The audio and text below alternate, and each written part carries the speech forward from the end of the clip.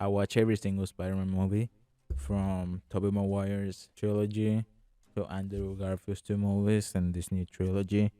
I watched them all. I was thinking of making a separate video for each movie, which I'm still gonna do. But I'm gonna cover Tom Holland's trilogy first. So Spider-Man Far From Home is coming out tonight, actually. Today is Thursday, December 16th. And I'm really excited for the movie, but I don't get to see it until Saturday. So I'm gonna have to, I don't know, get off the internet or something, then I get spoiled. Is editing me. I got spoiled. Let's talk about Spider-Man Homecoming. Oh, let's go! Let's go! I'm gonna have to give you a little bit of background. So Spider-Man, when he came to the MCU, he made an appearance on Avengers Civil War. He was on Team Iron Man. When this movie came out, I actually really loved the movie. I thought it was one of the best Spider-Mans ever. Not only Tom Holland, but also the movie that it was the best movie ever. And as I rewatched it recently, with everything else and watching the other movies, I realized it's not my favorite movie at all, but I still think that it's really good. By the time he got his own movie, he already had a lot of connection with the Avengers, and it was a very different feel compared to the other Spider-Man movies. In the other Spider-Man movies, he acted alone. There really wasn't other heroes around him, so this felt very different compared to the other movies. I don't want to compare it to the other movies, but when it comes to Spider-Man films, this one feels very different to the other ones. In the other movies, he's the only hero around the city. He's the only hero that really exists, that this hints to other people, but it's mainly just Spider-Man. When it comes to this movie, he has different aspirations than the other Spider-Man, and he just gets to a very different movie, which I'm not complaining about. He was a really nice change of pace. And the movie first starts setting up the villain, which I really love the villain in this movie. Michael Keaton as the Vulture. He plays him so well. They introduce his motivations, his characteristics, and everything. And I think it's really good, but I think something that this film suffers from is that they're not really Spider-Man villains. They're Iron Man enemies, and Spider-Man ends up fighting them. I don't like, because there's not really a personal connection between villain and hero. When the film first starts, all we see is Peter's everyday life in school, and as New York's hero, fighting street level crime, which I think is really sweet. And I love the suit that he has in this movie. I really love the suit. I love the way this suit looks, but maybe this is just a nitpick, but I don't like the fact that Peter didn't make it. I know it makes sense why he wouldn't have the resources to make the kind of suit that he has with all the technology and everything, which it doesn't have to have all that technology, but they want to make it different from the other Spider-Man so he can distinguish himself. And not a lot of people dislike the tech that he uses. I actually like it. Sometimes I think it's a little bit too much, but like Peter didn't create all of this stuff. Iron Man gave it to him. We later on see what kind of suit that he's able to make with the budget that he has. This Spider-Man wants to be an Avenger. He wants to be part of something bigger. Like this Spider-Man wants to be an Avenger. He wants to be part of something bigger. He wants to move away from fighting street level crime. Spider-Man has different aspirations in this film compared to the other Spider-Man. I know I shouldn't compare them, but I think this one is necessary, because this Spider-Man wants to be an Avenger. He wants to move on from fighting street level crime, and he wants to move on to fighting the big baddies. After we see Spider-Man fighting street level crime, we see him fighting some thugs that are trying to rob a bank.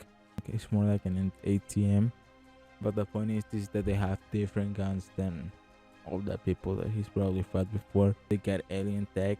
I think he is really careless during this fight, and he's mostly playing around and not taking it seriously, which I know is part of the character. He's supposed to joke during these things, but he's really taking it to a extreme because he's not taking the fight seriously, and he ends up almost getting his ass kicked by these guys. The end of the thugs end up blowing at the building opposite to them with one of their alien guns. He could have prevented it. He wasn't so careless. But the point is that Spider-Man comes back home, and his friend Ned is waiting for him there, holding the Lego Death Star. And yeah, his friend finds out that he's Spider-Man. Oh, by the way, I love Ned's character. Yeah, I got nothing but props to give to that guy. He's so funny in the role. Ned shines in everything he's in, and he's not in everything like Spider-Man. If I think the dude is so funny, he has such a good chemistry with Tom Holland.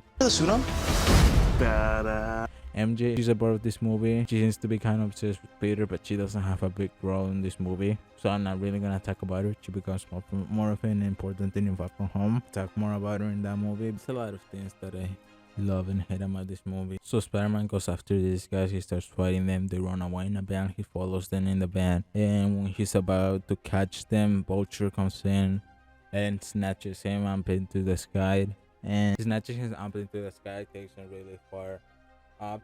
And when this happens, automatically the suit deploys a parachute which pulls Peter out of it. I just don't like the fact that Iron Man always has to come and save him in these movies because he can't handle his own. It makes sense because he's a kid, he's still learning how to be a hero, and he makes a lot of mistakes, which I love. He's a flawed character. I love flawed characters because if he was perfect, this movie would be so boring. This also has one of my favorite Spider-Man scenes ever, which is when Vulture crushes Peter with a building, and Peter can't get out, so he starts screaming for help. Hey, hey, please!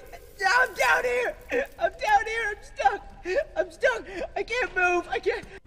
And this is really just like a little kid scaring off out of his life, but he decides to man up. If you're nothing without this suit, then you shouldn't have it. Stepped up and realizing that there's nobody to help him, he has to get himself out of there. He pushes through.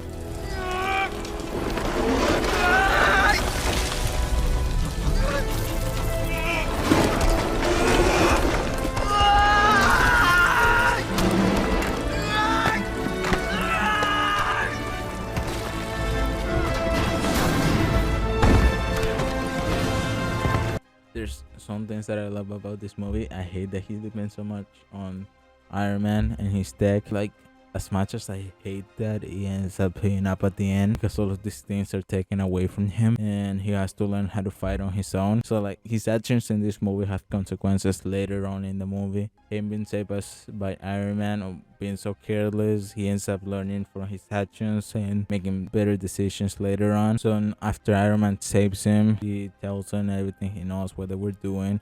He thinks that Iron Man didn't listen to him, but he actually did. I haven't talked about the bad guy, which is Vulture. I really like him in this movie, and I think there's other villains that I like better after that movie. But I remember seeing this movie for the first time. I thought it was so good because I was so used to all the bad villains in the previous Marvel films that this one was such a breath of fresh air.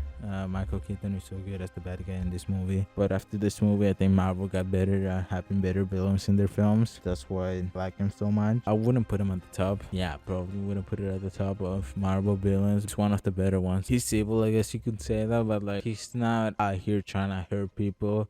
He's just trying to make a living. Maybe this is the most immoral way to make a living, selling super powerful guns to criminals to keep paying the bills. And Spider-Man is fucking with that, so he doesn't like it. Which I really like about the movie. And I think this movie is really great. It has some flaws, just like every movie does. It has things that I don't like and things that I love about this movie.